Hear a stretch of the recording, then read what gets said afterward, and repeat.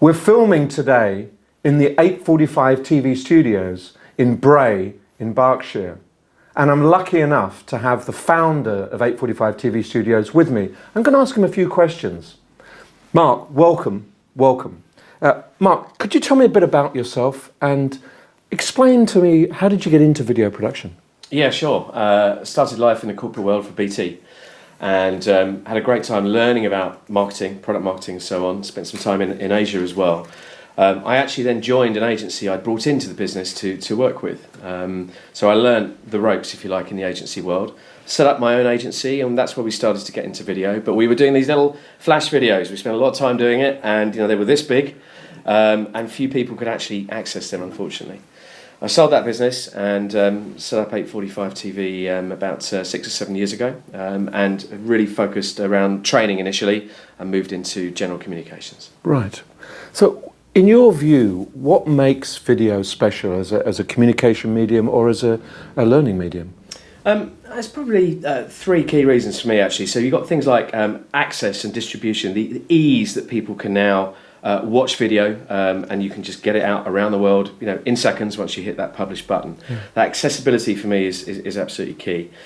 In the training world, I think the on-demand nature is also very, very key. So, just this week I was looking in the loft, big box of travel books I'll never ever look at again, because you go online, you do the TripAdvisor thing straight away, and it's the same with video and training. To actually give people video on demand, and so they can access help when they need it, as opposed to being told when to go and be trained, if you like.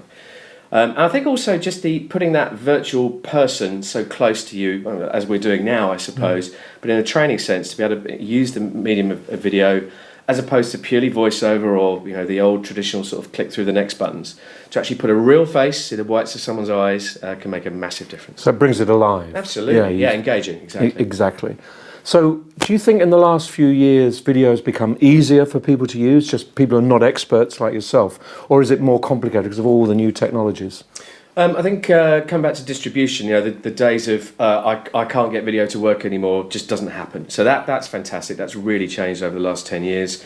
With bandwidth being ubiquitous, people's tablets, smartphones, PCs being able to play video easy. That's great. On the flip side, I think just competing for airtime has become a lot harder. There's so much information, so much content out there.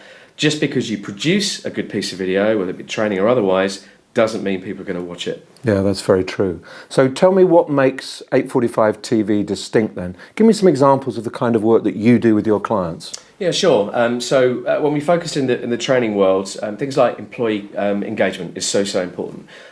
Staff retention and actually making sure that people in this hugely dispersed workforces which are out there right across the world are able to still engage with the executives of the business, subject matter experts, even customers telling their stories. So we do this thing we call business TV, which we try to sort of emulate what people see when they sit down in their lounges on an evening, but in a business sense. So we try and sort of recreate what the BBC do. That's our what we strive for, I suppose. So that's one area we get involved in.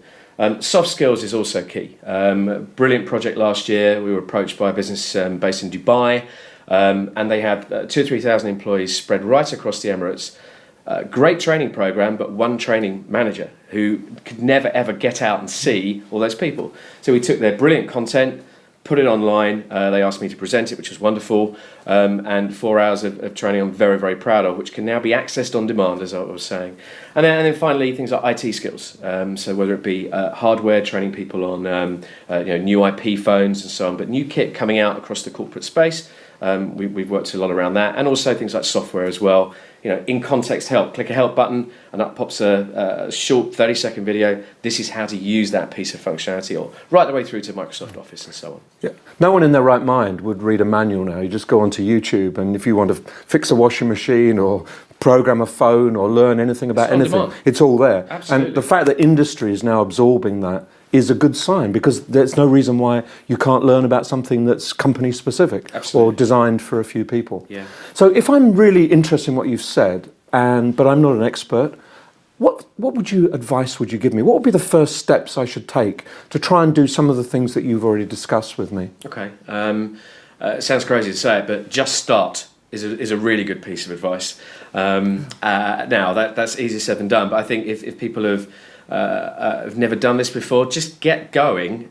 Will actually start to reap real dividends. But being a bit more practical than that, the other great piece of advice that we always give to other people is get it right on paper first of all. Whether it be a script, a storyboard, a set of objectives, what your audience is looking to experience, get that right on paper. So there's no surprises, and actually you can go a good long way with that. Whether you're doing something in house or whether you're involving a business like ourselves, still that getting it right on paper is absolutely key. And keep it short, keep it simple. Yeah, that's where 8:45 came from. The idea of come in and learn something new before you start your day. Right. I know no one really starts at 9 o'clock anymore, but that was the principle. But yeah, bite-sized chunks. Don't put out an hour's worth of content. The 4 hours I mentioned earlier was broken up into 10-minute bite-sized episodes. So that's definitely the key to success. Yes, and also don't be too flash with your editing. You don't want twirling boxes and multiple fonts drifting across the screen. Keep it nice and simple. Keep it simple. Yeah, keep it simple. Hey, pick up your iPhone and use it. Film someone and put it online. See what happens. Test it out. That's the other thing I'd also recommend. Yeah. And tell a story, I guess. That's always good too if you can. Yeah, just a bit of narrative. Yeah. Because we get back to the very first thing that you said, which is engage people. Contact with them emotionally and help them relate to the person on the screen. I think that's what's changed over the years. People see, Graham Norton on a Friday night. There's no reason why communication in business, perhaps wouldn't be Graham Norton, but doesn't have to be. It can be entertaining. It doesn't have to be dull. And I think using formats like this can really work because you put a human face on things. Yes, I think that's right. Mark Copeman, really good to talk to you. Thank you very much indeed. Thanks, Nigel.